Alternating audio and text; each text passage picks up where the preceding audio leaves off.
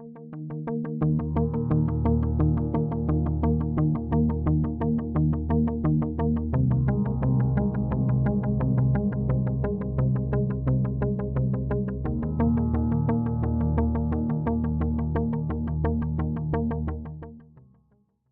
evening, I'm Stephanie Tsai, and this is Ethics Matter, and our guest tonight is Ms. Sarah Chayes. She is a journalist who arrived in Afghanistan in 2001. She was working for NPR at the time. She ended up living in Afghanistan for a decade. She started a cooperative with local Afghans. She later became an advisor for top commanders on the ground in Afghanistan, and later for the chairman of the Joint Chiefs of Staff. She's written a couple books, most recently a book called Thieves of State: Why Corruption Threatens Global Security. And today she is a senior associate at the Carnegie Endowment for International Peace. So, Sarah, thank you so much for talking to us. Why is it called, the book, Thieves of State and not State of Thieves? Ha! That's a good one. And it probably is sort of reversible. I think that when we think about the word corruption, and even when we're making a big deal out of it, you know, and saying, God, what a terrible thing it is, what are some of the metaphors we use? It's like cancer, right? Like that's cancer's a tough thing. Corrosion. Very often with corruption, you get these words that imply that the body is a body, right? And then it's being attacked by this corruption thing, right? By this illness or this epidemic or this, corrosion or something. Whereas what your question brings out, and this is going to be a provocative way of putting it, I don't think in a lot of these countries we're looking at fragile or failing governments where corruption is seeping into the cracks and crevices. I don't think we're looking at fragile governments. We're looking at successful and very sophisticated criminal organizations that are masquerading as governments. So that gets to your first question, state of thieves. It really is. That's the system. And a lot of the anecdotes that you describe in the book is really the government sort of exploiting its own people. The thesis then is that this serves as a sort of recruiting for the insurgency that's happening in Afghanistan. Right. How did you arrive at that? So the book starts with an anecdote. So I'm running this soap factory, right? I'm Sally the soap maker, and we're literally hand molding bars of soap. And one of the things, we're in downtown Kandahar, and we've got no barbed wire and no sandbags, and it's 2008 or 9, and it's going off every day, basically. So one of the things that was interesting is we were about 20, and there were 9 different tribes and ethnic groups in the 20 people, men and women.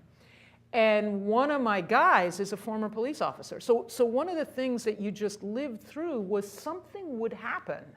Something would go off, and we'd have to go up onto the roof and see which way the smoke was rising from. Or, we were metabolizing the war in a very personal way, kind of every day. So one day, Nurullah, he is incandescent. This is a young man, former police officer, very thoughtful, very intense, and he is incandescent. His brother, who had also been a police officer, has opened a little auto parts store, and he's come in from the Pakistani border, which is about an hour-and-a-half drive, into Kandahar, and he's been shaken down 6 times, whatever it is, along the road for what, $1 or $2. But at some point he hits Kandahar, and he's, and the cop comes over to his window with his hand out, and the guy says, I've had it with you people. I've paid you 6 times already. I actually paid my customs dues this time, so done. They smack him in the face. So I thought we were going to have to bail the guy out of jail. He managed to control himself, but Nurullah, his brother who works for me, says, by God, if tomorrow I see somebody laying an IED, an improvised explosive device, in the road, and I see a police vehicle driving down the road, I'm not saying anything. In other words, there was sort of a sense of revenge that came, and that was directed at the Afghan government? at his own this is a guy who was such a proud former police officer himself that he used to keep his uniform hung up in his locker in our cooperative, right? And what he would say is the police are, I know, the police are supposed to be here to protect us and to defend the laws. And instead, they're the very ones violating the laws. So you have a young man who's that furious at the Taliban. I'm an American, and he's telling me I'm going to collude with the Taliban. I mean, he's got, and this is 2008, 2009. If you're a young man in Kandahar, Afghanistan in 2008, 2009, you have to work pretty hard not to join the Taliban. When you're that mad, I mean, what does he want to do? Fundamentally, he wants to shoot the police officer, right, who just did that to his brother. Well, you've got the Taliban all around who want nothing more than to help you shoot the police officer. But that police officer, you've got to think he may not be paid a good wage. Is corruption at that level more about necessity? It's not, and I'll tell you why. It's true he's not paid a good wage. But first of all, why not? Who was paying the wages of the Afghan police? Who still is paying the wages of the Afghans? Thank you. Thank you. So who chose, given that we're floating this thing, who chose to have the Afghan police be paid less than it takes to live?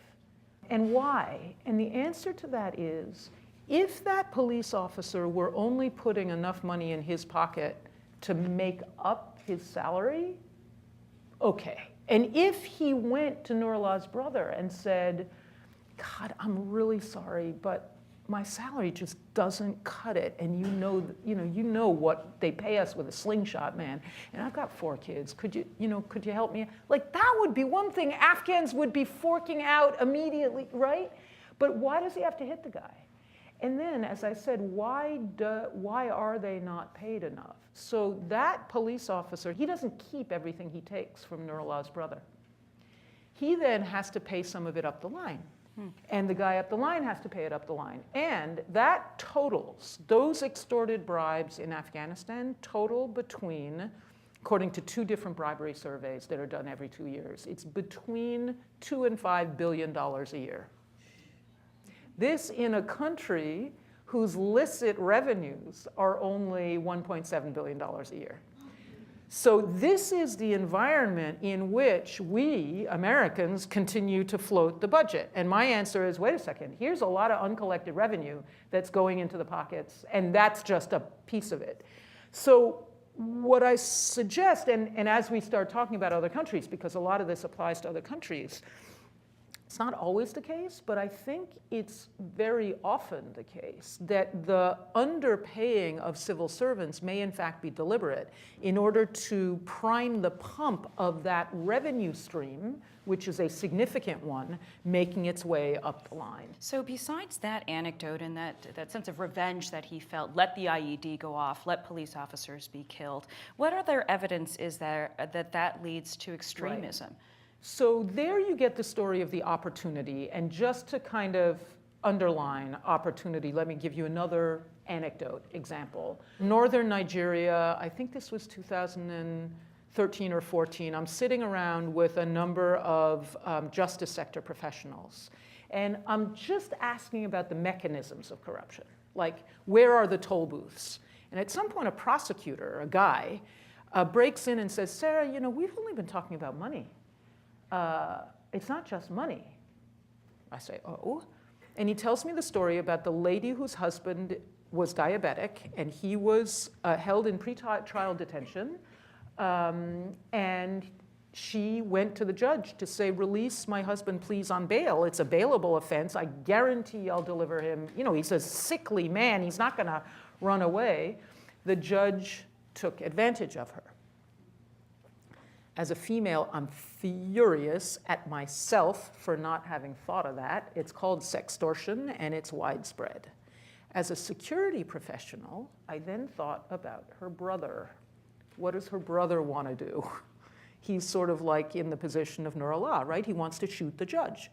This is northern Nigeria. You've got Boko Haram. Yeah. Now, what's really interesting, I finally made it this past November to Maiduguri, which is the birthplace. It's sort of the Kandahar of Nigeria. because it emerged in the city of Maiduguri. And I was able to talk to ordinary people about what were they saying? Like, what was the preaching? It was so explicit. It was the reason that judge is so corrupt, and corrupt in the broadest sense of the term, right? I mean, the whole gamut of what corruption means, the misuse of public office for personal material gain, but also the violating of basic moral codes, particularly in a conservative northern Muslim area. The reason that judge is so corrupt is because he doesn't obey God. And it's because of the secular constitution of Nigeria. Now that's cheating, because of course this guy is violating the constitution, but that was the argument. And frankly, the corruption of this sort is so pervasive in Nigeria that if you hadn't read the Constitution, that would be a really plausible argument. And so what they're saying is, it's because of the secular constitution of Nigeria, and if only our government were organized according to God's law, here's how we get there, right? Then this judge would not be able to be so corrupt. So let's just take a look at the Arab Spring, specifically the case of Egypt, because what you're basically saying is corruption and sort of discontent and the general feeling that the government is not working for you, that the alternative has in some cases become political Islam. How do you explain that in Egypt? You had eventually, after the revolution, you had the first democratically elected president, Mohamed Morsi, who was a supporter of the Muslim Brotherhood, and he started acting like a strongman. That's why you then had millions. So how do you square that? Let me just wind this back 1 second and make it a little bit more precise. It's not just the government isn't working for us. The government is violating our ethical code. I mean, the government is corrupt in all of the senses of the word. And I know it's really hard for us to imagine this. People seeing violent radical Islam as an ethical choice. That's really hard for Westerners to wrap our heads around, but that's where the thinking is. In Thieves of State, I go through a kind of historical riff where I point out, guys, this isn't actually only Islam in the 21st century. John Locke, right? Yeah. John Locke has a line where he says, when there is a barefaced wresting of the law to serve the purposes of a man or a party of men, serve the purposes, that's a paraphrase, war is waged on the sufferers, who, lacking an appeal on earth to right them, will turn to the only remedy in such cases, an appeal to heaven. So he's basically predicting radical religious violence. And he's not necessarily saying it's a good alternative. He's just saying people will be driven in that direction. And just to finish the historical thing, that guy was what? He was a Puritan. And so there's a whole riff in Thieves of State where I look at the Protestant Reformation and the early, very radical, violent, experience of a kind of puritanical, militant puritanical religion in the 16th century against what? I mean, go back and read the 95 Theses. It's really instructive. It's corruption. It's about the corruption of the Catholic And it is Church. Not driven by ideology. It's driven by the perception of corruption in the Catholic Church, including in the Protestant movement. But why would we separate ideology from that? Like the New Testament, right, is an ideological book, right? And there's a lot of social justice and anti-corruption in the New Testament. So I would submit that this tendency we have to say there are social justice concerns over here and religious ideology over here might not be an accurate, picture. I think these may be very interwoven. So that brings us back to Egypt, where it's really fascinating. Those folks in Maiduguri, Nigeria, that I talked to, I asked them, well, how did you feel about it when you first heard this preaching? And it was like, we were all for it. And then I said, how do you feel about it now? Not so happy. Iran is another great example of a theocracy that came to power with these arguments and then became just as corrupt as, the previous regime had been. But in Egypt, what you had was essentially it's really interesting, two kleptocratic networks. You had the military kleptocratic network, which was the whole military that owns a very significant proportion of the economy and serves itself in a variety of ways. And then you had the up-and-coming Gamal Mubarak, the son of Hosni Mubarak, crony capitalist thing, and he had basically privatized a lot of the, in the whole sort of late 1990s privatization thing, IMF backed, and privatized a lot of these, albeit very underproductive state-owned enterprises, but into the hands of himself and his cronies, throwing a bunch of Egyptians out of work. And so it turns out that the revolution was not against the military, in fact. It was against the Gamal Mubarak crony capitalist network. And so then, as you say, Morsi gets elected. So there's a sort of moment of elective political Islam. A number of people decide that he's taken all the cake for himself. I'm not convinced that even the events of 2013 may not have been significantly instrumentalized by the military, which then saw, oh, great, our rivals have been wiped off the map. Now we can move back in. Mm-hmm. So I'm not sure how widespread the popular disaffection with Morsi actually was. But what you got was a restoration. Now this happens all the time with revolutions. I mean, again, looking at my little historical cases, Dutch revolt that I looked at, that took about 80 years to happen, to make its way from the beginning of the Dutch revolt until there was a republic in the Netherlands. The English Civil War, to get to a proper democracy in England, it took about 50. The French Revolution took about 100. So the idea, and restorations happen all the time. And by restoration, you mean the restoration of autocratic correct. government. That's right. That's right. Okay. So now what you have in Egypt is precisely what I described in Nigeria. The Muslim Brotherhood has been completely decapitated. It's either in jail or it's in, and you know better than I do, or it's in exile. The younger people are like, so much for politics, man. Look what that got us. We better take up arms. Let's get back to the issue of kleptocracies and specifically the U.S., whether it is complicit. I think that is a storyline that we're all aware of in it. And whether U.S. policy can aim not to collude with kleptocracies. Right. So let me just, again, riff just a tiny bit about what I mean by a sophisticated and successful criminal organization, which will then bring us into how we're interacting with this. I mean a couple of things by that. So I mentioned the kind of vertical integration, right? The cop at the bottom is actually paying money up the line, and in return, he's getting protection. And quite like a mafia is an organization that selects for criminality. So that's what these governments do. I've watched these governments eject people who were sort of more constructive actors. And they provide you with an alternative, which is you either become a perpetrator or a victim. There's kind of no middle ground. So that's one thing it does. It's horizontally integrated. We all love, right, as Americans, to talk about the public sector and the private sector. Really, we'll get into arguments about which one is more damaging to our health, which is worse for our health, the public sector or the private sector, right? But even we Americans tend to say, okay, these are licit actors, and they're over here, and then you have the real bad guys, and the bad guys are the criminals and the terrorists. And so we divide up these sectors. These kleptocratic networks are integrated across at least 3 and often all 4 sectors, meaning I'm the Minister of Finance, I'm the Minister of Petroleum.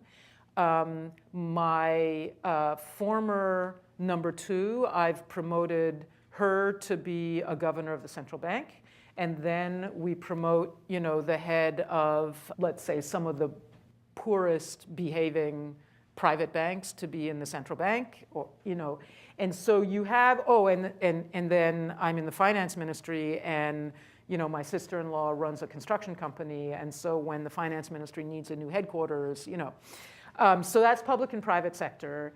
And then you get the criminals wired in, especially in Afghanistan. I mean, Ahmed Wali Karzai, who I ate dinner with every day for a number of years, that guy he wasn't running an opium business, but what he did was facilitate the traffic of opium. So he was deeply wired into and all of these networks are wired into the criminal sector. And then, in some places, So I'm an American female who doesn't veil her face, living in downtown Kandahar with no barbed wire.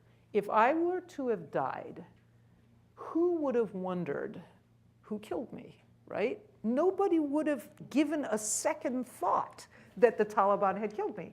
And so for Ahmed Wali Karzai, when this guy, Sarah Chayes, who keeps saying bad things about him, if I just, it would be really helpful for him to have a couple of Taliban in tow with whom to get rid of the people, right? So it's very helpful to have instruments of force that are informal and are plausibly deniable as part of your network. So these networks are very, and they're not mapped. What I've discovered as I have been talking to government officials about this stuff is, the US government is really good at mapping terrorist networks.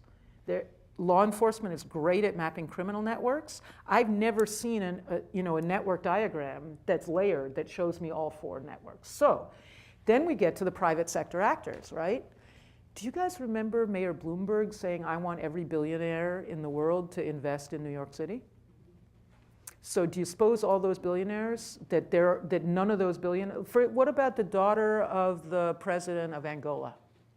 How do you suppose she's a billionaire, right? Through this practice, right? That's a kleptocratic country. So to what extent is the real estate, and you all read the New York Times series on the Time Warner Towers. If you didn't, look it up, it's really brilliant. So to what extent are the Time Warner Towers not part of the kleptocratic network of Angola? Or at the very least, they are the facilitators, right? I think there are probably some law firms in this town that play that role. Not just this town, but right? What about the state of Delaware? Okay? Let's just play this out a little bit further. Are any of you folks lawyers? Is there a lawyer in the room? Has anybody done an FCPA case? You all know what FCPA is, right? You sort of have, right? So Foreign Corrupt Practices Act. Isn't it interesting that the government of the United States prosecutes businesses for bribing foreign officials when the government of the United States bribes foreign officials? Right? Now, we do this in a variety of ways. We do it very openly. So I was in Ahmed Wali Karzai's house when members of the Central Intelligence Agency dressed in, they like to look like they were special forces guys, which they weren't, pulled out. It was wrapped in tinfoil. And you all heard about the tens of millions of dollars a month that were in bags going to President Karzai. So that's one way that we bribe foreign officials. We also, so another way, as I've been working on how do you analyze these networks? So you want to look at how are they horizontally integrated? What elements of state function have they bent to the purposes of enriching network members? And what revenue streams have they captured? So what has Afghanistan cost thus far? Do you happen to know where we're at? $1 trillion total. I think it's $4 billion a year. Yeah. Now. So a lot of that money is spent on us, our soldiers, but there's a lot of that that's cash. That's civilian and military assistance that is a captured revenue stream. Sarah, I found an interesting statistic when I was researching corruption, and this is according to Transparency International, that says the top 40 sort of clean states. This is great. The top 40 clean states govern only 13% of the world's population. So what are we to take from that? Because can a person that sort of believes in realpolitik and sort of just the reality of the world, can they make corruption a priority when formulating state policy? And I know you're directly involved in advising Washington on policy. So that's a really great, I actually didn't think you were going to say that. I thought you were going to say that the top 40 clean countries are the providers of most of the corruption services. That I did not know. That's brilliant. To the bottom 40 dirty countries, right? So they are the patrons of corruption. Yes. Yeah. I mean, this is where, so we like to say that we're not corrupt, but I guess my answer to your question is, if we don't if we don't prioritize corruption more, and that means here as well as there, the world is going to become an increasingly dangerous place. I just think that, so we talked about violent extremism, but the revolutions of the Arab Spring and Ukraine were all about corruption. The situation in Central America that is sending thousands of people here is all about corruption. If we don't, so again, that's why I'm so glad to be here tonight, is you folks are animated by something where ethics matters, right? And what I'm trying to say is ethics matters like it never has. Well, I think it always has, but it matters very critically in a very concrete security dimension.